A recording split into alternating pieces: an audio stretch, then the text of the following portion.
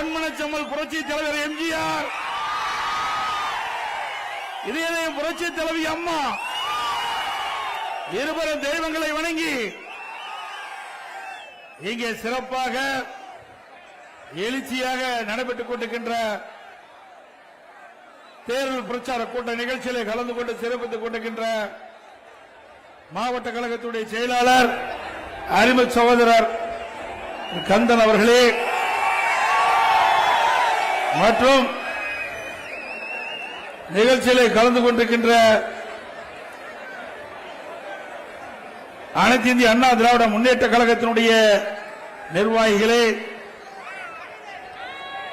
மரியாதைக்குரிய முன்னாள் MLA அறிவிச்சவர் VNP Venkatraman அவர்களே, பாரதிய ஜனதா கட்சியுடைய சென்னை கிழக்கு மாவட்ட தலைவர் திரு ஜி குமார் அவர்களே, காஞ்சிபுரம் கிழக்கு மாவட்ட கழக செயலாளர் பாட்டாளி மக்கள் கட்சியைச் சேர்ந்த திரு தா ஹரிகிருஷ்ணன் அவர்களே, அம்மா மக்கள் முன்னேற்ற கழகத்தைச் சேர்ந்த செங்கல்பட்டு வடக்கு மாவட்ட செயலர் திரு மா கரிகாலன் அவர்களே, புரட்சி பாரத கட்சியினுடைய கிழக்கு மாவட்ட செயலர் திரு தினகரன் அவர்களே, தமிழ் மாநில காங்கிரஸ் கட்சியைச் சேர்ந்த மாவட்ட திரு பாஸ்கரன் அவர்களே மற்றும் நிகழ்ச்சிகளை கலந்து கொண்டு சிறப்பித்துக் கொண்டிருக்கின்ற அனைத்து இந்திய அண்ணா திராவிட முன்னேற்ற கழகத்திலே பல்வேறு பொறுப்புகளை வைக்கின்ற நிர்வாகிகளே,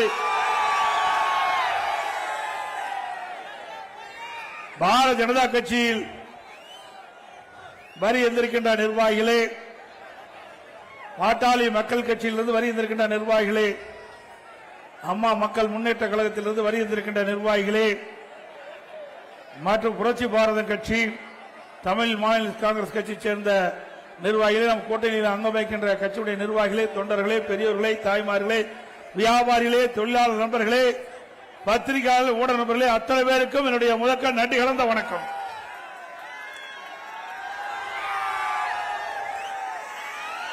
ஆலந்தூர் சட்டமன்ற தொகுதி அதிமுக கோட்டை. நான் வருகை தங்கிட்ட பொழுது என்னுடைய வாகனம் தண்ணியில நீந்திக்கிட்டு வர மாதிரி மக்கள் வெள்ளத்திலே நீந்தி கொண்டு மக்களை வந்து தந்திருக்கிறது.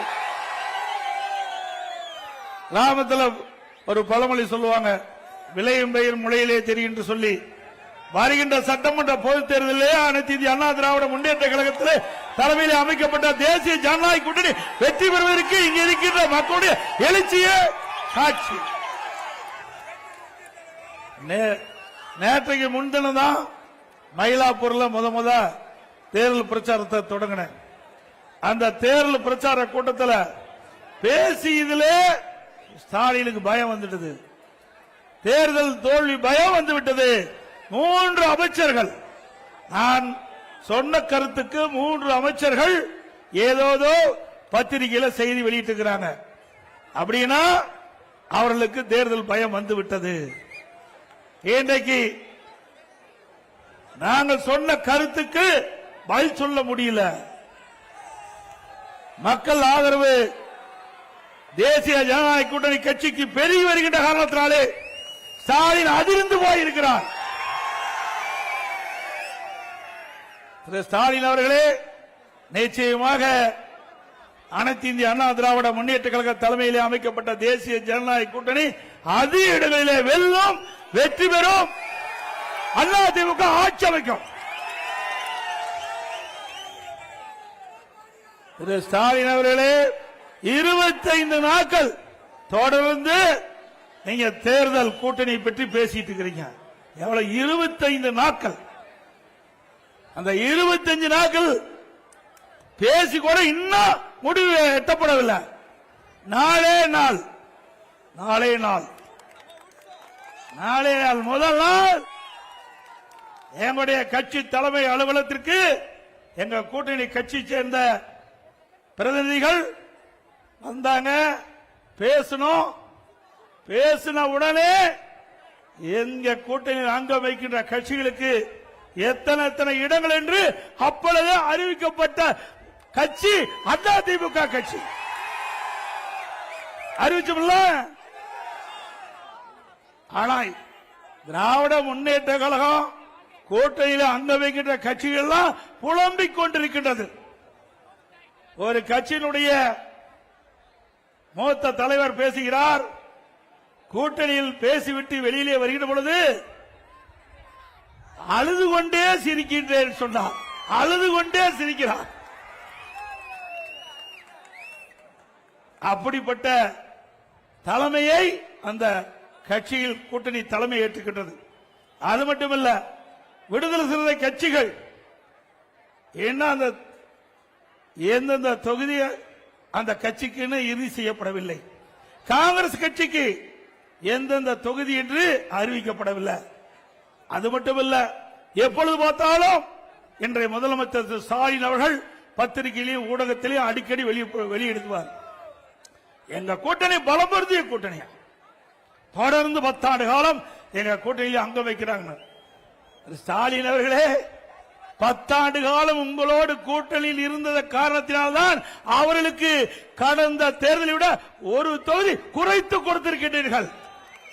10 ஆண்டு காலம் உங்க கூட்டணியில் அங்க வைக்கின்ற கட்சிகள் உங்களுக்கு விசுவாசமாக நடந்தது. தமிழ்நாட்டில் நடக்கின்ற கொலை, கொள்ளை, திருட்டு, வழிப்பறிவு, பாலி வன்கொடுமைகள் இதையெல்லாம் இந்த திராவிட முன்னேற்ற கழக தலைமையில் அமைக்கப்பட்ட கூட்டணிகள் பேசவே இல்லை, வாயே திறக்கல, மௌனம் காத்தார்கள். உங்களுடைய அரசுக்கு துணை நின்றார்கள். நாட்டில் நிலவுகின்ற பிரச்சனையை, மக்களுடைய பிரச்சனையை சட்டமன்றத்தில் கூட எடுத்து வைக்க முன்வரவில்லை. அப்படி உங்களோடு இருந்தவருக்கு ஒவ்வொரு இடம் குறைத்து கொடுத்தீர்கள். அண்மையில் ஒரு கட்சி திராவிட முன்னேற்ற கழகத்தோடு போய் சேர்ந்தது, அதுக்கு அதிக இடம் கொடுத்திருக்கிறீங்க. இதுதான் திமுக. அண்ணா திமுக அப்படி அல்ல. தேர்தல் நேரத்தில் கூட்டணி எப்போ தேர்தல் முடிந்து விட்டால் அந்த கட்சி அந்த கொள்கையின் அடிப்படையில் மக்களுடைய பிரச்சனையை முன்வைப்பார்கள். அது எங்க கூட்டணியுடைய தர்மம். ஒவ்வொரு கட்சியும் மக்களுக்கு பாடுபட வேண்டும் என்பதற்காக தொடங்கப்பட்ட இயக்கங்கள். ஒவ்வொரு கட்சியும் மக்களுக்கு ஏற்படுகின்ற பிரச்சனையை ஆளுகின்ற கட்சிக்கு எடுத்து வைப்பதுதான் அந்த கட்சியுடைய நோக்கமாக இருக்கும். ஆனால் திராவிட முன்னேற்ற கழக தலைமையில் அமைக்கப்படுகின்ற கூட்டணிக்கு அதையெல்லாம் கவலைப்படல, மக்களுடைய பிரச்சனையை எடுத்தே வைக்கல. அதனால திராவிட முன்னேற்ற கழக தலைமையில் அமைக்கப்பட்ட கூட்டணிக்கு மக்களுடைய செல்வாக்கு இருந்துட்டாங்க. அவர்களுடைய ஏற்கனவே பெற்ற இடங்களை விட குறைவான இடங்கள் தான் கிடைத்திருக்கிறது என்பதை அவர்கள் இப்பொழுதாவது புரிந்து கொள்ள வேண்டும். அது மட்டுமல்ல, ஸ்டாலின் பேசுறார், எடப்பாடி பழனிசாமி 10 தோல்வி கண்டுவிட்டார் என்று. திரு ஸ்டாலின் அவர்களே, 2011 2021 வரை தில்லு திராணி தெம்பிருந்தா நான் கேட்கிற கேள்விக்கு பதில் சொல்ல வேண்டும்.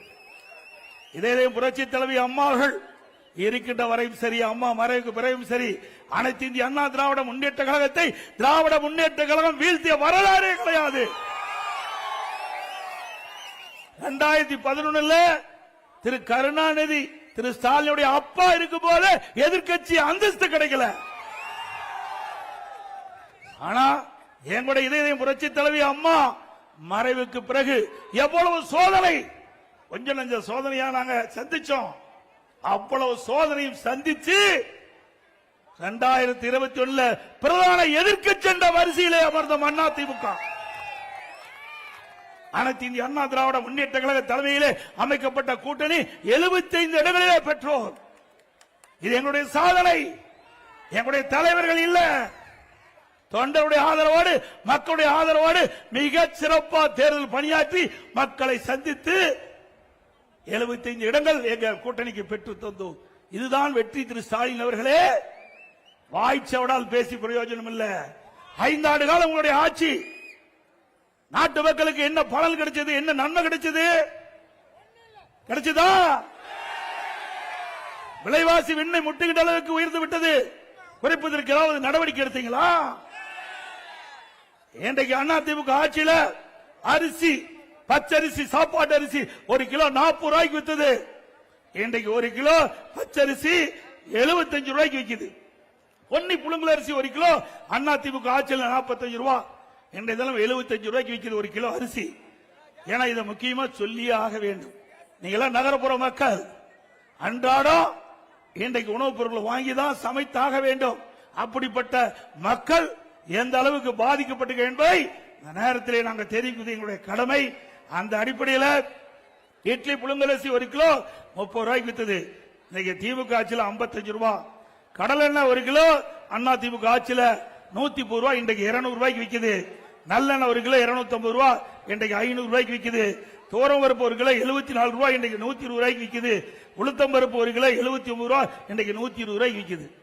இப்படி விலைவாசி விண்ணை முட்டுகின்ற அளவுக்கு விலை உயர்கின்ற போது இந்த அரசு என்ன நடவடிக்கை எடுத்திருக்க வேண்டும்? உடனடியாக விலை கட்டுப்பாட்டு மைய நிதியை ஒதுக்கி எந்த மாநிலத்தில் இந்த உணவுப் பொருட்கள் விலை குறைவாக இருக்கின்றதோ அங்கே கொள்முதல் செய்து இங்கே கூட்டு அமைப்பின் மூலமாக இந்த விலை சரி செய்திருந்தால் ஒரு நல்ல அரசாங்கம். ஆனால் அனைத்து இந்திய அண்ணா திராவிட முன்னேற்ற கழகம் இப்படி அத்தியாவசிய உணவுப் பொருட்கள் விலை ஏறுகின்ற பொழுது அந்த உணவுப் பொருட்கள் விலையை கட்டுப்படுத்துவதற்காக விலை கட்டுப்பாட்டு நிதியம் என்று ஒரு 100 கோடி ரூபாய் நான் ஒதுக்கி தந்தேன்.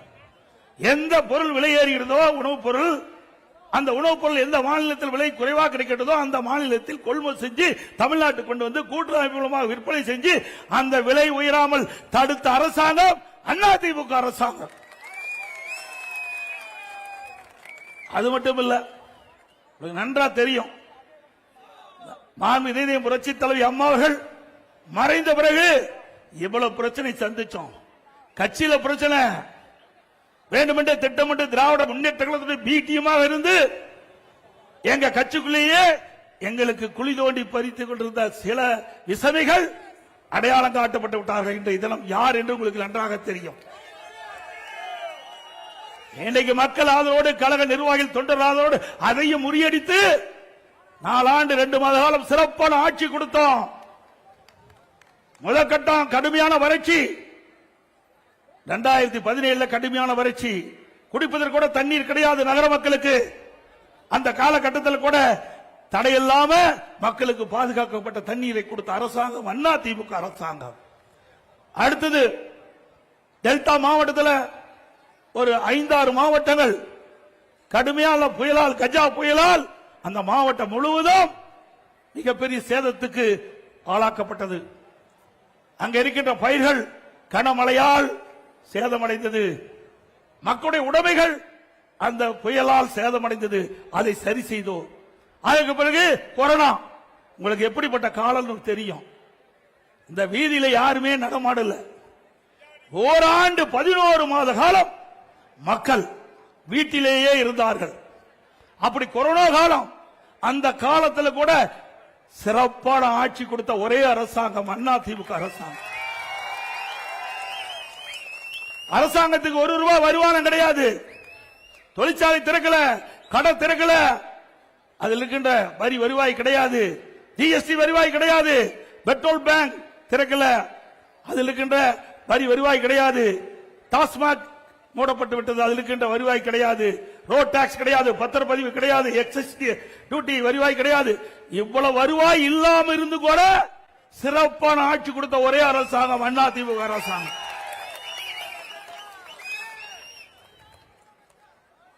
இன்றைய தினம் சிந்தித்து பார்க்க வேண்டும்.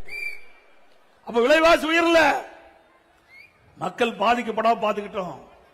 இன்னைக்கு ஏழை மக்கள் வேலை கிடையாது, தொழிற்சாலை இல்லாத காலத்தில் வேலை வாய்ப்பு இல்ல, அந்த தொழிலாளர் பாதிக்கப்படாது என்பதற்காக இன்றைக்கு ஒட்டுமொத்த மக்களும் பாதிக்கூடாது என்பதற்காக ரேஷன் கடையில் 11 மாசம் அரிசி விலையில்லாம கொடுத்தோம், பருப்பு விலையில்லாம கொடுத்தோம், எண்ணெய் விலையில்லாம கொடுத்தோம், குடும்பத்துக்கு 1000 ரூபாய் கொடுத்தோம். வருமானமே கிடையாது. கொரோனா காலத்தில் 40,000 கோடி அரசுக்கு செலவு. இவ்வளவும் திறமையா இருந்து செயல்பட்டு ஒரு நல்ல அரசாங்கம் என்ற பெயரை மக்கள் இடத்தில் பெற்ற ஒரு கட்சி அரசாங்கம் அண்ணா திமுக அரசாங்கம். அரசாங்கம் அப்படியா இருக்குது? புயல் வந்ததா, வெள்ளம் வந்ததா, கொரோனா வந்ததா? ஒண்ணுமே வரல. ஆனா கடன் மட்டும் அதிகரிச்சிட்டு இருக்குது. 5 லட்சம் கோடி கடன் வாங்கிட்டாங்க. 5 லட்சம் கோடி, 1 கோடி 2 கோடி 5 லட்சம் கோடி இன்றைக்கு தமிழகத்தில் கடன் வாங்கி இருக்கிறாங்க. எப்பொழுது பார்த்தாலும் முதலமைச்சர் ஸ்டாலின் பேசுறார், சூப்பர் முதலமைச்சரா, இந்தியாவிலேயே சூப்பர் முதலமைச்சரா, முதன்மையான முதலமைச்சரா. எதில்? கடன் வாங்குவதிலே முதன்மையான முதலமைச்சர். உண்மைதானே? இந்தியாவிலேயே கடன் வாங்குவதிலே முதல் மாநிலம் தமிழ்நாடு. ஒரு பக்கம் கடன் வாங்குறீங்க, பெரிய திட்டம் ஏதாவது சென்னை மாநகர மக்களுக்கு வந்ததா அல்லது நாட்டு மக்களுக்கு ஏதாவது வந்திருக்குதா? அதுவும் இல்ல. இரண்டாவது 2020-21 அதிமுக ஆட்சி, அப்போது இருந்த வருவாய் விட 2024-25 திராவிட முன்னேற்ற கழக ஆட்சியில வருவாய் 1,36,000 கோடி கூடுதலா வந்திருக்குது. கூடுதலாய் வருவாய் வந்தும் கடன் வாங்க வேண்டிய அவசியம் என்ன? திட்டமும் எதுவும் இல்ல. அப்படி வருமானமும் அதிகம், கடன் அதிகமா வாங்கிட்டு இருக்காங்க. ஆக அத்தனையும் ஊழல், கலெக்ஷன், கமிஷன், கரப்ஷன். அதுதான் இந்த ஆட்சியுடைய சாதனை. சிந்திச்சு பாருங்க.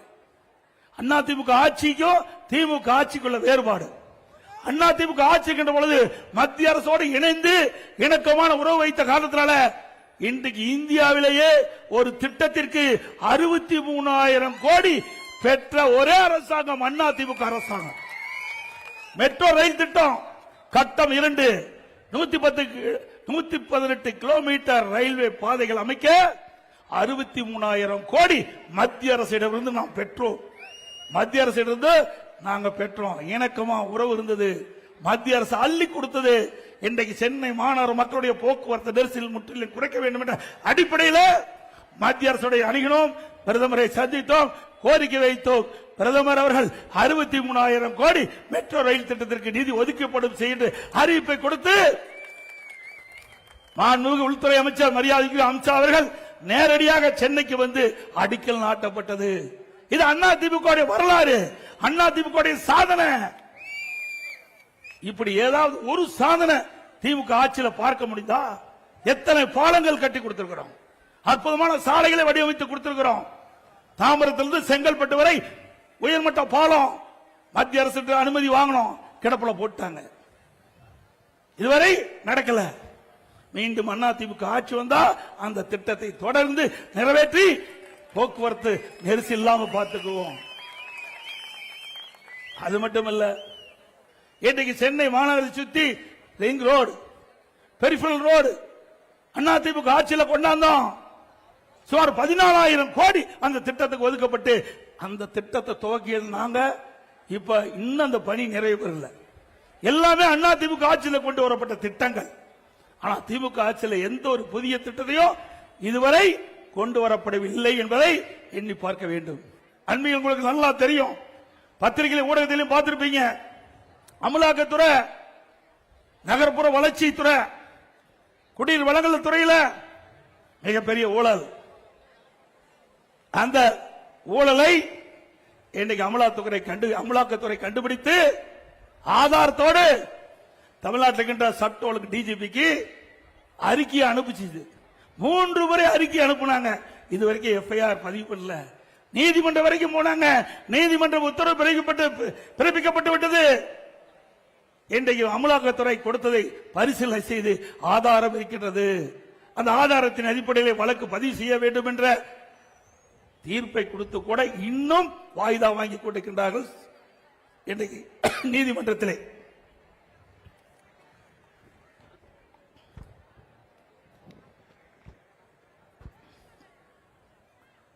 ஆக இப்படி ஊழல் செய்வதிலே மிகப்பெரிய மன்னர்கள். சுமார் 1000 கோடி ஊழல். இன்றைக்கு நகர்ப்புற வளர்ச்சித்துறையில் கமிஷன் வாங்குறதுல, குடிநீர் வழங்கல் துறையில் பணி நியமன, ஒரு பணி நியமனத்துக்கு 25 லட்சம் 30 லட்சம் அமலாக்கத்துறை கண்டுபிடித்து இன்றைக்கு தமிழ்நாட்டில் இருக்கின்ற டிஜிபிக்கு அறிக்கை அனுப்பப்பட்டிருக்கிறது. இதெல்லாம் அதிமுக ஆட்சிக்கு வந்த பிறகு தோண்டி எடுக்கப்பட்டு உண்மை நிலையை கண்டறிந்து சட்டத்தை முன்னிலை நிறுத்தப்பட்டு சட்டத்தை நீதியாக நடவடிக்கை எடுக்கப்படும். எங்க பார்த்தாலும் போதை பொருள் இல்லாத இடமே இல்லை. சந்து பொந்து கிராமம் வரைக்கும் தாராளமா போதைப் பொருள் பல வடிவத்தில் விற்குது. இன்றைக்கு அதை கட்டுப்படுத்த திராணி இல்லாத அரசாங்கம். ஏன்னா திமுக தான் விற்கிறான். அப்படி எங்க போய் கட்டுப்படுத்த முடியும்? எங்க பார்த்தாலும் போதைப் பொருள் விற்பனை, போதை ஆசாமியால் மக்கள் நடமாட முடியாத நிலை உருவாகி இருக்குது. அதுவும் சிறுமிகள் வெளியே போக முடியல, பெண்கள் வெளியே போக முடியல, பாட்டியம்மா கூட விட்டு வைக்க மாட்டேங்கிறான். அவ்வளவு மோசமான கேடுகட்ட ஆட்சி திமுக ஆட்சி. பத்திரிகை திறந்தா பாருங்க, ஊடகத்தை திறந்தா பாருங்க, வர்ற செய்தி எல்லாம் இதுதான்.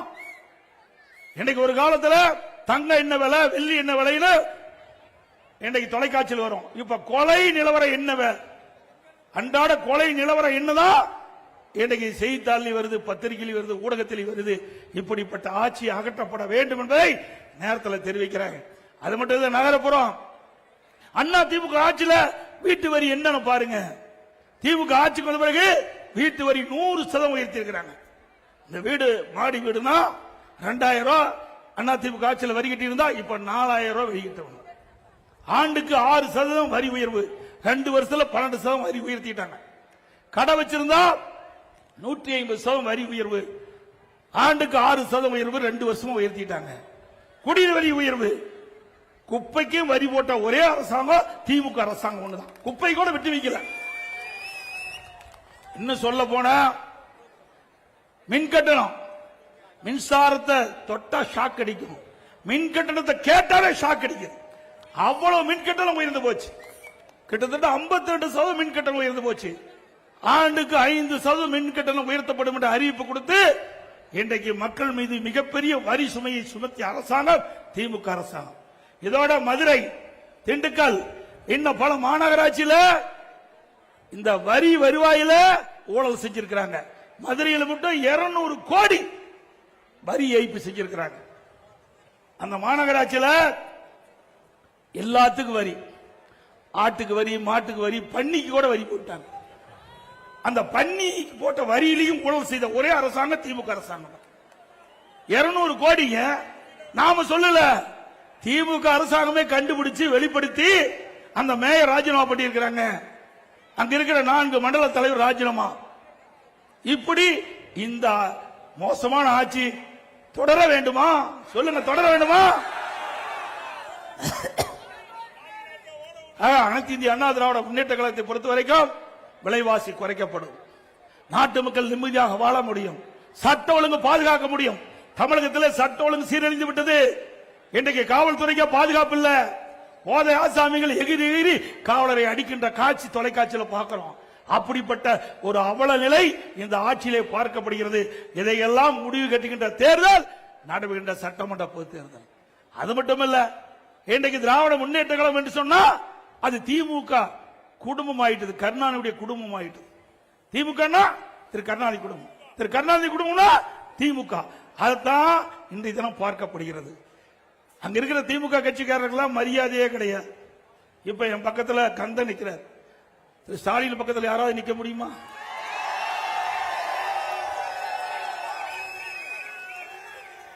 நான் அங்கே இருந்து இங்கே வந்தவன், கீழே இருந்து இங்கே வந்தவன், சாதாரண தொண்டன், கிளைக்கழக செயலாளர், ஒன்றிய செயலாளர், மாவட்ட செயலாளர், மாநில செயலாளர், எம்எல்ஏ, எம்பி, மந்திரி, அப்புறம் தான் முதல் மந்திரி, பிறகுதான் பொதுச் செயலாளர். இப்படி கீழே இருந்து மக்களோடு மக்களாக இருந்து ஏழை மக்களோடு படுகின்ற துன்பம், துயரம், வேதனை, மக்கள் படுகின்ற அவதிகள் முழுமையாக அனுபவ ரீதியாக அனுபவித்தவர். ஆகவே ஒரு ஆட்சி எப்படி செய்ய வேண்டும், எப்படி மக்கள் துன்பப்படுகிறார்கள், எப்படி வேதனைப்படுகிறார்கள், அதனால் அதை எப்படி நிவர்த்தி செய்வது அனுபவமாக நான் அறிந்த காரணத்தினால்தான் கொரோனா காலத்தில் கூட, கடுமையான நேரத்தில் கூட ஒரு சிறப்பான ஆட்சி எங்களால் தர முடிஞ்சது. அப்படிப்பட்ட காலத்திலேயே சிறப்பான ஆட்சி கொடுத்துட்டோம். நீ இப்போது நீங்கள் எங்களுக்கு ஒரு நல்ல வாய்ப்பை தருவீர்கள் என்று எதிர்பார்க்கின்றோம். நல்ல வாய்ப்பை தருகின்ற பொழுது இந்த நாடே வியக்கின்ற அளவிற்கு, இந்திய திருநாடு தமிழகத்தை திரும்பி பார்க்கின்ற அளவிற்கு அற்புதமான ஆட்சியை நாங்கள் கொடுப்போம். என்னை பொறுத்தவரைக்கும் தெய்வ பக்தி உள்ளவன், தெய்வ பக்தி உள்ளவன், ஒவ்வொரு காரியத்தை தொடங்கின்ற பொழுதும் அதை சிறப்பாக செயல்பட வேண்டும் என்று தொடங்கப்படுகின்றவன். திரு ஸ்டாலினை போல அல்ல, இன்றைக்கு உழைத்து இந்த நிலைக்கு உயர்ந்திருக்கின்றேன். மக்களுடைய ஆதரவோடு இன்றைக்கு உங்கள் முன் பேசிக் கொண்டிருக்கின்றேன். திரு ஸ்டாலின் அப்படி இல்ல. 1989 திரு ஸ்டாலினும் எம்எல்ஏ, நானும் முதலா எம்எல்ஏ, அவரும் முதலா எம்எல்ஏ தான் நுழைகிறாரு.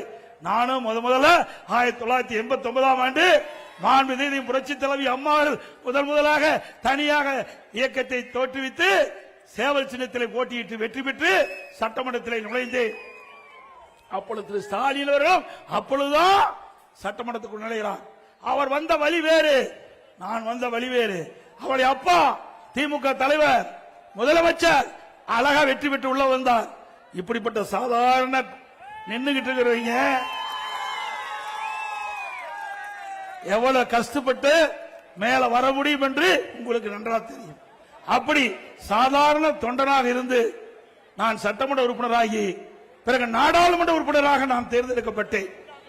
பிறகு அமைச்சராகிய மாண்புமிகு அம்மாவுடைய அமைச்சராகி பிறகு அம்மா என்னுடைய பணியை பார்த்து கூடுதலாக 2016ஆம் ஆண்டு நெடுஞ்சாலைத்துறையிலிருந்து பொதுப்பணித்துறையும் எனக்கு கொடுத்து அழகு பார்த்தார்கள்.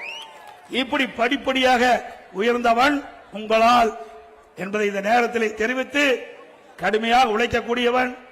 கொரோனா காலத்தையே சந்தித்து விட்டேன். அப்படிப்பட்ட ஒரு இக்கட்டான நிலை இப்பொழுது திமுக ஆட்சியில் இல்ல. ஆனாலும் அவர்களால் ஒரு சிறப்பான ஆட்சி கொடுக்க முடியல. நாட்டு மக்களிடத்தில் இருக்கின்ற பிரச்சனையை அவர்களால் தீர்க்க முடியவில்லை. ஒரு குடும்பமுடைய ஆட்சி தான் இன்றைக்கு தமிழகத்தில் இருந்து கொடுக்கின்றது. வாரிசு அரசியல் தான் இன்றைக்கு தமிழகத்தில் தலை தூக்கி ஓங்கி இருக்கின்றது என்பதை நீங்கள் எண்ணி பார்க்க வேண்டும். இதற்கெல்லாம் குடும்ப ஆட்சிக்கு முற்றுப்புள்ளி வைக்கின்ற தேர்தல், வாரிசு அரசியலுக்கு முற்றுப்புள்ளி வைக்கின்ற தேர்தல் வைப்பீங்களா? ஒரு சுதந்திரமாக மக்கள் செயல்படக்கூடிய ஒரு நல்ல ஆட்சி தமிழகத்திலே மலர வேண்டும் என்றால் அது தேசிய ஜனநாயக கூட்டணியிலே அங்க வைக்கின்ற அண்ணா திமுக மீண்டும் ஆட்சிக்கு வர வேண்டும்.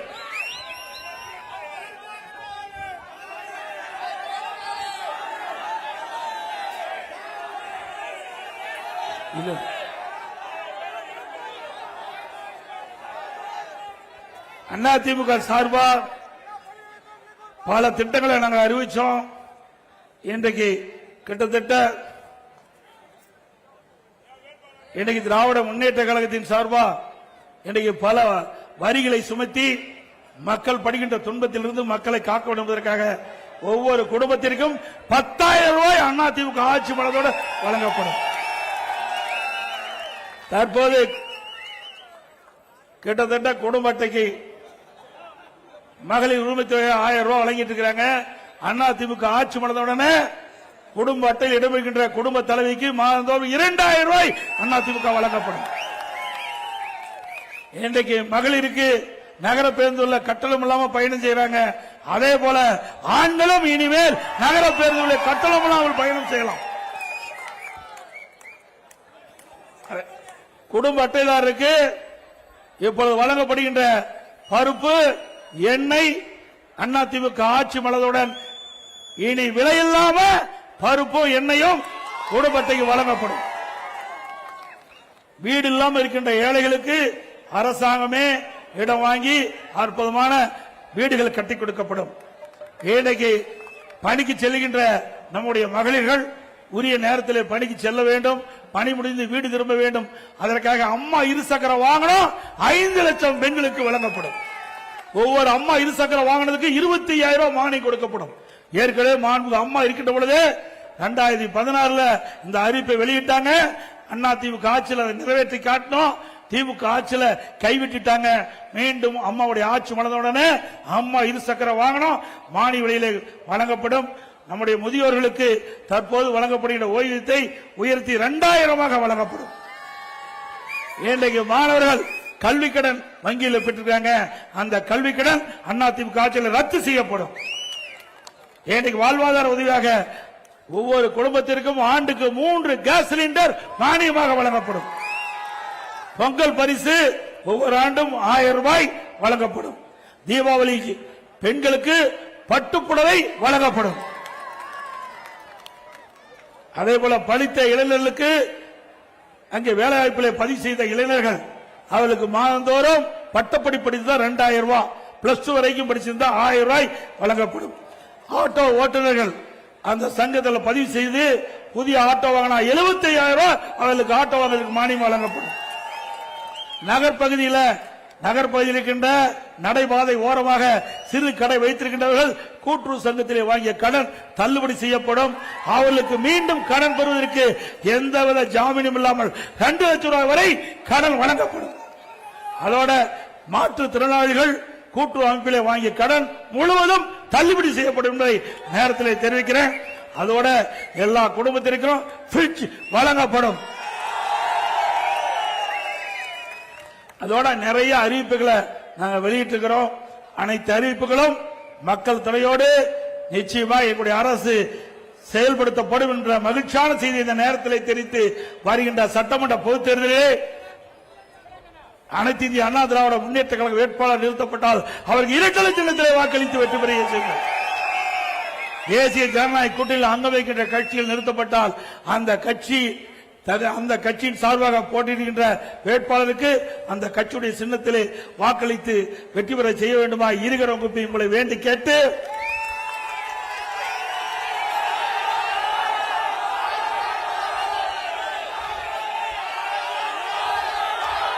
மக்களை காப்போம், தமிழகத்தை மீட்போம்.